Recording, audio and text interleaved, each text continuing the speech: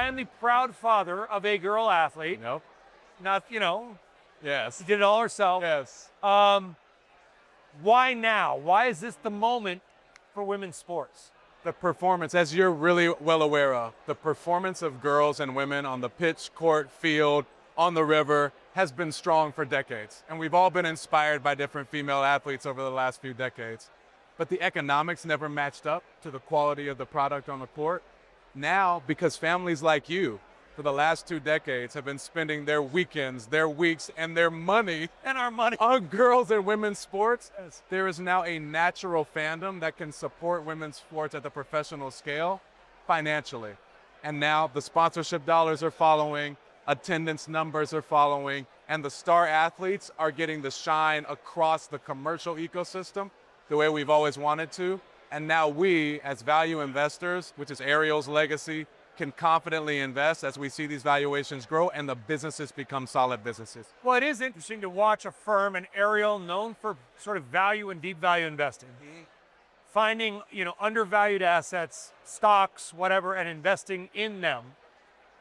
The one knock on women's sports has been the level of profitability. The level of interest may be there. I went to a Fever game last year in Indiana. It was unbelievably awesome. But the profitability hasn't been there as much. How do we fix that? That's right. I think it's the right time to invest, to see these franchises run differently than they have been in the past. You mentioned it. Ariel's been a value investor. We see women's sports as the small caps of sports. Smaller scale and valuation compared to the NFL and NBA teams, but with high growth trajectory. They're misunderstood and undervalued to a degree. And part of it is they haven't had the intellectual and relational capital to run them as EBITDA positive businesses the way that has happened in men's sports over 30 years. And we right now are going to come in at scale with me and others with experience operating franchises in the weeds on things like dynamic pricing and ticketing and market segmentation of your customers, the ability to run them in a EBITDA positive way. Because it is possible for them to be profitable right now. It's not a future thing.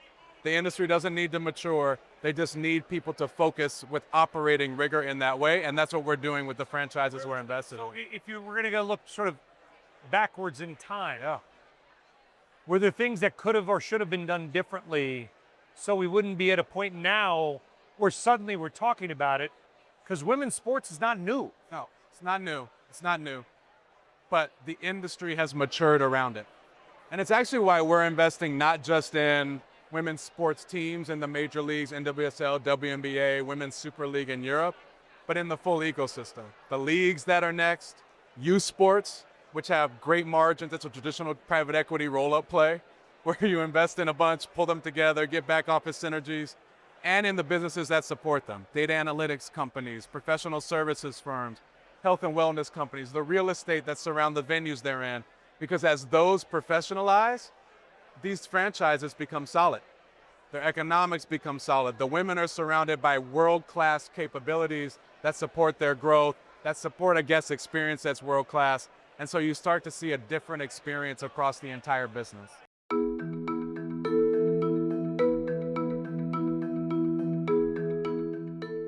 Some of the owners of sports teams are in this building right now. They're all walking by. It's why it's so loud. You got some of the owners of the Dodgers.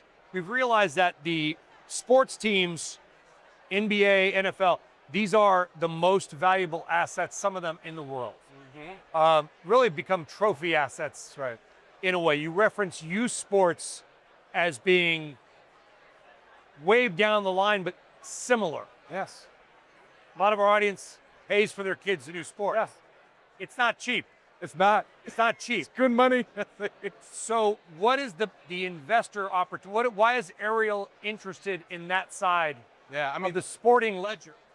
This entire flywheel from youth all the way through the pros and the supporting businesses, these are good return businesses. We are not running an evergreen fund. This is certainly not a social impact fund. This is about commercial returns for our investors. And we see great— Not a charity. No. We see great returns across all these categories of assets.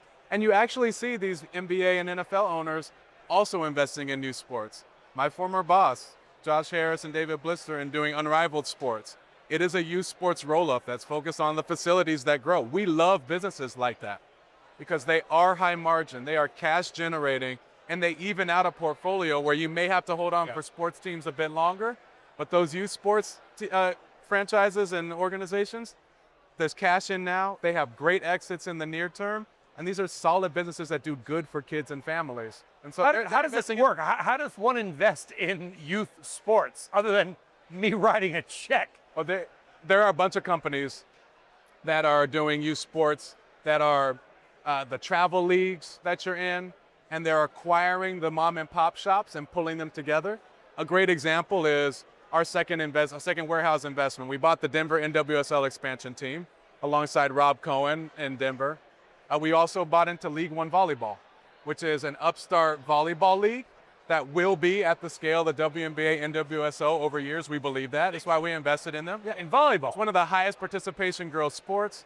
Women athletes on the highest stage in volleyball are the best in the world. They have the most attention, and they're going to do very well. But we're most excited to invest in them because the league is built on a 20,000 girl youth sports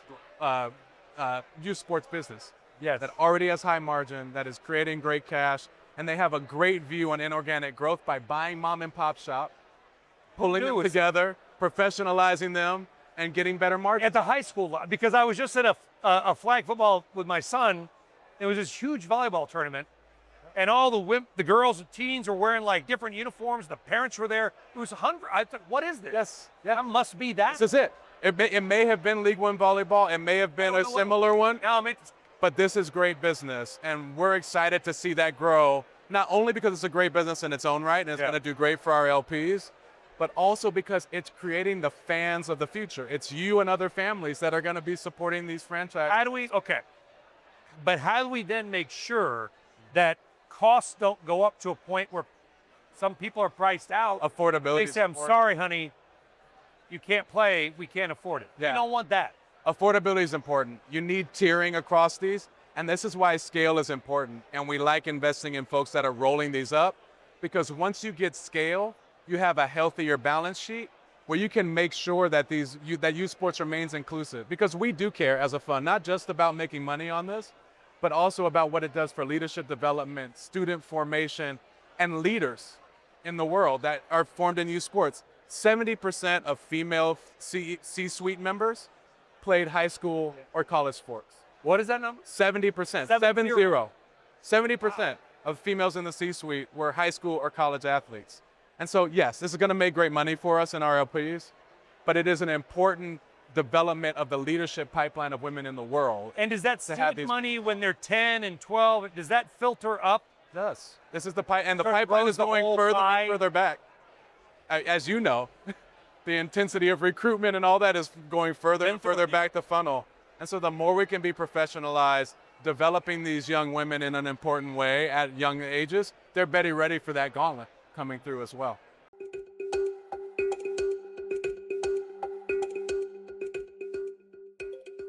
It's so interesting to talk to Ariel, again, known for picking undervalued stocks, and we're talking about women's sport. Yeah.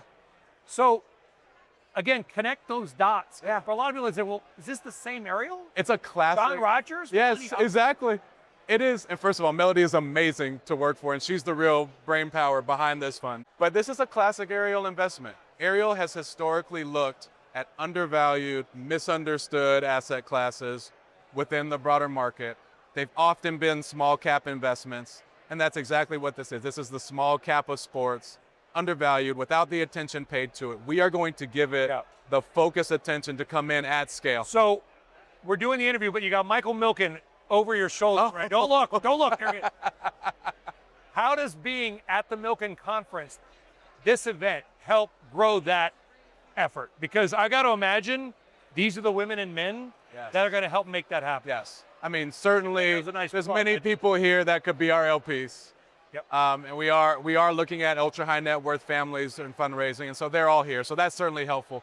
But more than anything, it's making people aware of the viability and the strength of this sub-asset class within sports. People just don't know how much momentum there has been. They don't understand that attendance in the WNBA is up 48%, and NWSL is up 26%, that the most recent NWSL deal is 40x its previous media deal. That Wow. sponsorship dollars in this year's Final Four for women was up 200%, so on and so forth.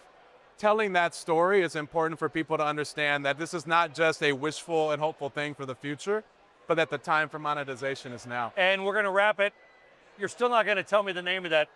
Our Denver team? I can't yet. Denver name. I'm always on here talking about a name I know, but there thing. is a name. You've got the name. You just won't reveal There it. is a name. When will it be revealed? It will actually be revealed in a couple months here. Okay. We're excited to roll that out. We have a great team president now, Jen Malay, who came from Bay FC, super experienced in sports. This is a new generation of ownership and leadership in women's sports that has the pedigree, that has years of experience, and it'll be a fun announcement soon. Okay. You had your chance, Jason Wright, but it's all good. Really appreciate it. Really interesting view that Ariel getting so into women's sports and teen and kids sports. Keep us informed of your journey. I think it's really fascinating. Well, thank you so much for Of having me. course, Jason Wright of Ariel Investments. Appreciate it. Thank you very much.